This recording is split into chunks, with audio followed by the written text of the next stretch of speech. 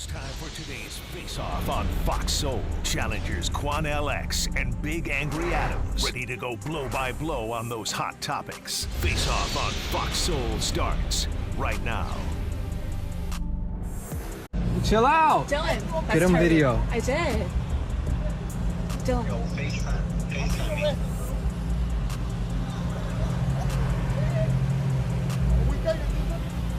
You understand? How we do what or what we do? You're little you.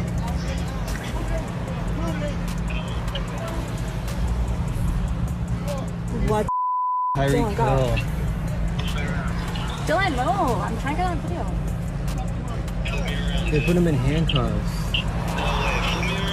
Oh.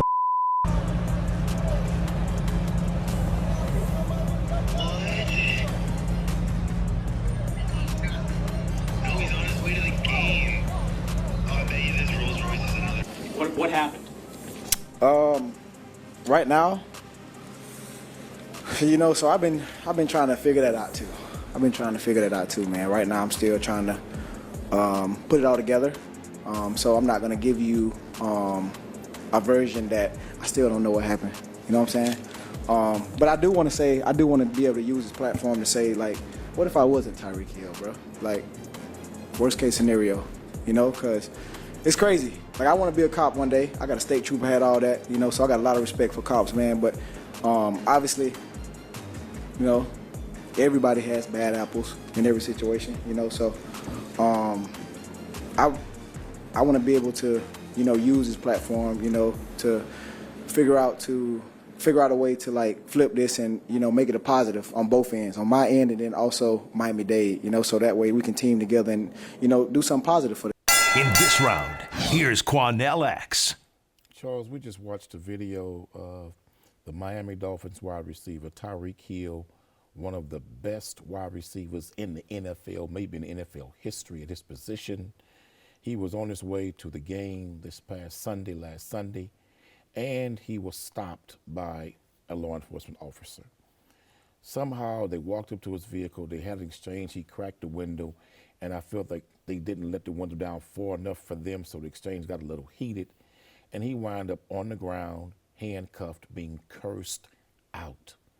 What's going on, Charles, with black men and these white cops when they get pulled over? Because we always see this too often, white cops overreacting, in my opinion, with black men. And what this cop did was pull him out of that car and listen to the level of profanity that he was using to Tyreek Hill. You do what me mother effing tell you to do. Don't you mother effing get it twisted. Then Calais Campbell, another Miami Dolphins player, a defensive lineman who's never had a problem in NFL, just like Tyreek Hill. He pulls over, steps out of his vehicle to try to see what's going on. They put him in handcuffs and rough him up. What's going on, man, to where these white boy cops always overreact with young black men? Well, one, I don't think all the cops on the scene were white boys, and I don't think any of them were boys. I think they were all men. I don't know what the predicate to the action on Tyreek's part to gauge whether the officers behaved completely inappropriately or if they were just slightly inappropriate in their language. I will say... Slightly? Well, that's the thing.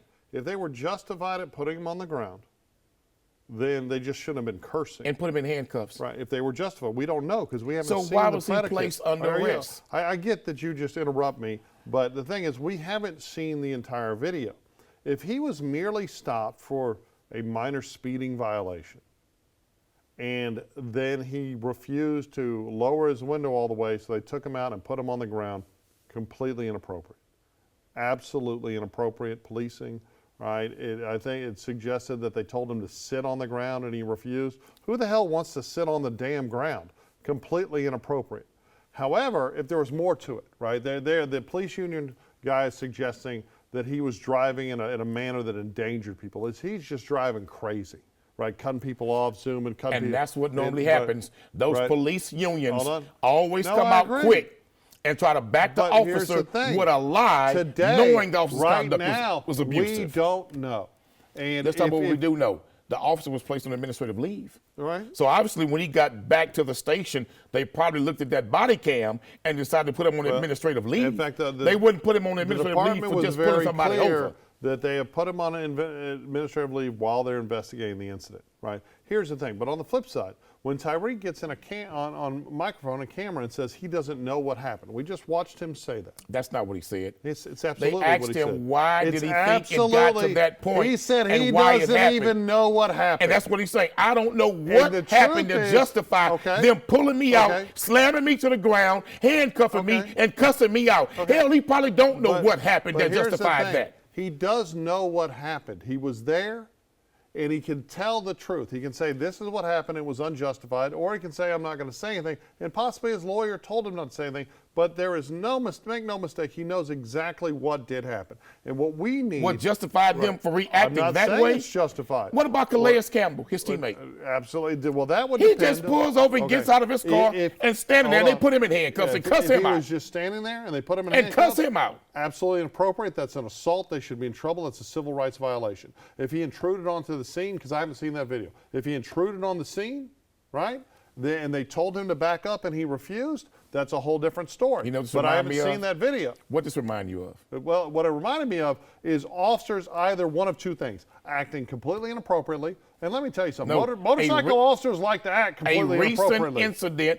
A recent incident involving a professional player. Okay, well, tell me. What does it remind you of? Tell me. The golf player who was on his way to the golf tournament, pulling into the entrance, specifically designated for golf players, and the cop overreacted and went crazy on him. But now again, that cop been fired. Again, a lot of people took the cop's side in that incident until the video came out, because the cop claimed he was like dragged or hit by the car. Just lied. All lies, right? And that's why, but I've always said, and I've said it a million times, I promoted when I was on the board of the Houston Police Foundation. I said we need to take this money and make sure everybody has body cams. And that was, what, 20 years ago.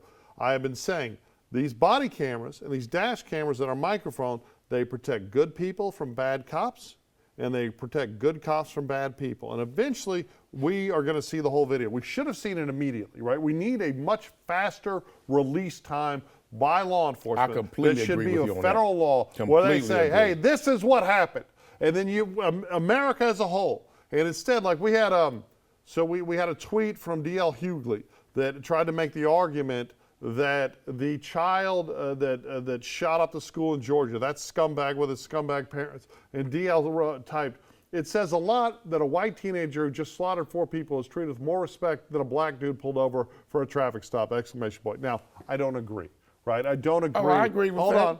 Hold on. There's no evidence. I can agree with that. There's evidence. There's no evidence that this kid was treated better than... Wait a minute. He was a mass shooter who was taken into custody without incident. Well, he apparently surrendered. Yeah, surrendered my ass. But he Let me tell you something. got Had that been a young black male with a gun killing folks at a school, he would not have surrendered. They'd have killed him.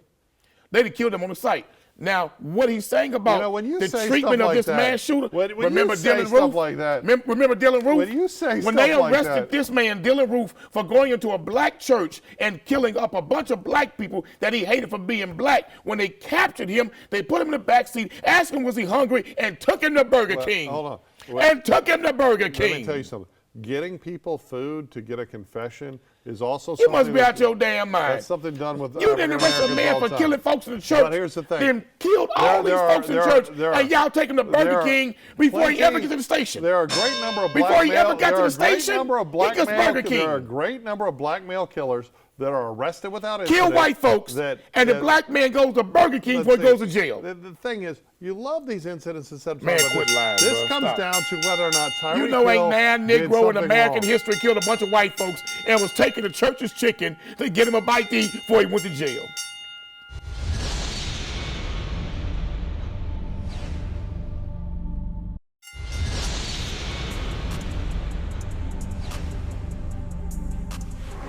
Covered in the end zone, 28 goes back, 1st and 10 to a Tumble by Law. Armstead the block, and he's going deep. He's caught Hill! Foot race! Driving! That is 6! Oh, he's a ghost! 80-yard touchdown!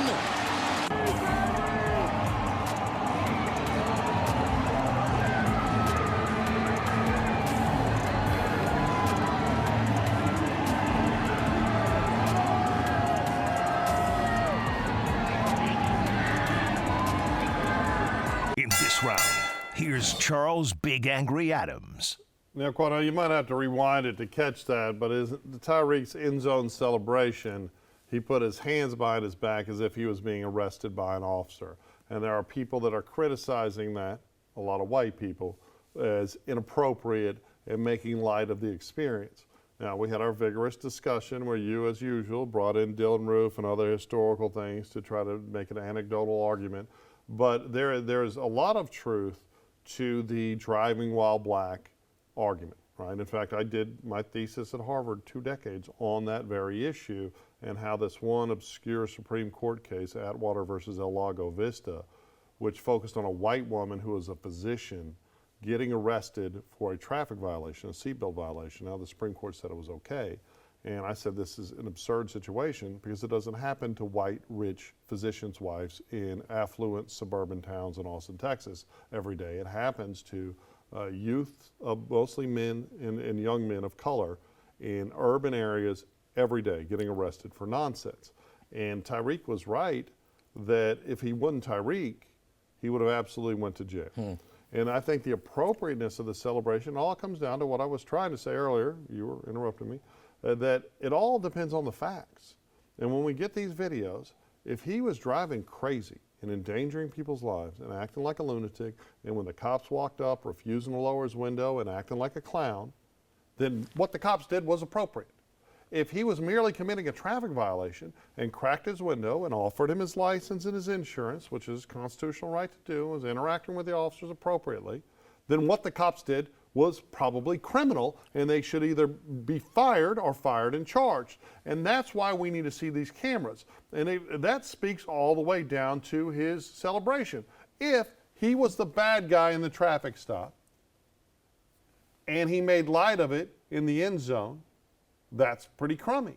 If he was the good guy in the traffic stop and the cops were the bad guys and he made light of it, well, good for him, because what he's saying to America is, hey, you know what, I can get treated poorly, but I'm going to make a joke about it and I'm going to keep doing my damn job, because he was doing his job. And I was that play 80 yards. But what's surprising and funny to me is that the same people that would condemn him for making the handcuff gesture, and that gesture to him was saying, I'm free, that I made it, I'm here, I'm doing what God has allowed me to do and given me talent to do. And look, no matter even what they did to me, put me in chains, I'm free. In fact, the handcuff gesture was first popularized by Sister Harriet Tubman. It was the first gesture she made. Do you think he was thinking about Harriet Tubman when he did it? But let me finish. That's when the popularity came from it. Okay. When she first walked her first 10 steps to freedom and she was free, she made the handcuffs just like she had broken the chains. Look, man, those people who got a problem with him, and I would say those select white folk who got a problem with him making that gesture, you would have more of a problem with him if he took a knee to protest that illegal stop. Well, if he took a knee so saying that there's far too many young black men who are being illegally pulled over and being punished, so and these cops going to the extremes. Right? You'll agree, Tyreek's had some other issues. Right now, I would agree that the issue we're talking about is this illegal traffic stop where he was mistreated, and even one of his teammates was mistreated. And now you want to go to some other stuff to talk about other issues when the cop that pulled him over did not know a damn thing about what he had in his quote-unquote past before he pulled him over. So in the last segment, I was trying to talk about Tyreek Hill, and you were talking about Dylan Roof. That's right. What you about how a mass shooter was treated compared to a black man who's being handcuffed and mistreated. Talk about other stuff, but here I'm talking about the subject matter. You want to bring up the history. No, I'm asking what your thoughts are. Let's bring up Do you the history think that then. speaks to his Let's bring up the behavior history. that day? Because if we're going to bring up Tyreek Hill's history, okay, let's bring up all you white folks' history too. Okay. Because see, y'all love to criticize and hold everybody accountable, but you don't want to hold yourself accountable, and you damn sure don't want to bring up y'all's criminal history. When you say y'all, let's talk about you white folks' criminal history in America. Do you think I share culpability?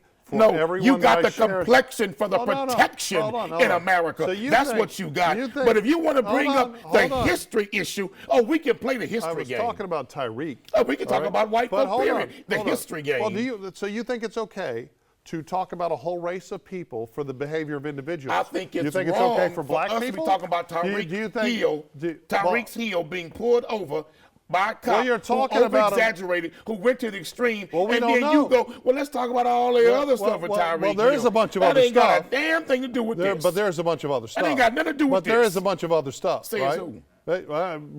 So you're saying there's not? This is what I know about the man. Okay. My son trained with that brother. Great. For 2 hours. Great athlete, nice guy.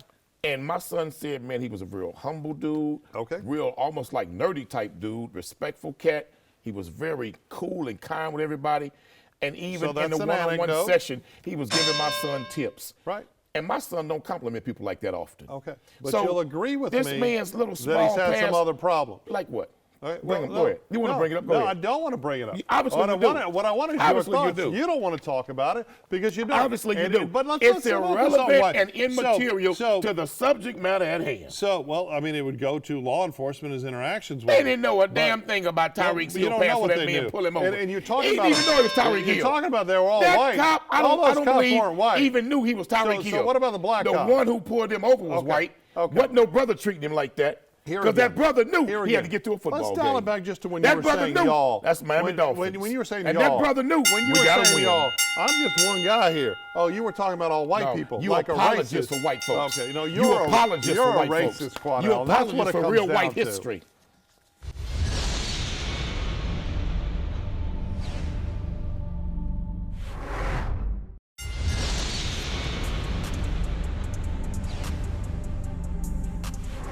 Come on.